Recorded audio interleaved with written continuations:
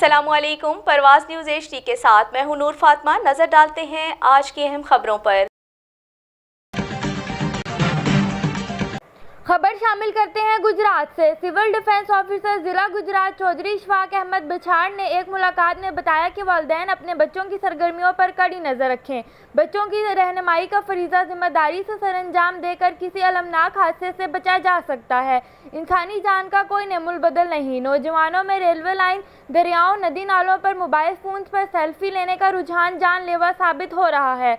खुदारा civil society इस सिलसिले में अपना मस्बत किरदार अदा करे। उन्होंने कहा कि deputy commissioner Safdar Hussain work के हुक्म के मुताबिक नहरों, नदी नालों और दरियाओं में नहाने पर पाबंदी और दफ़ा 144 का नफाज कर दिया गया है।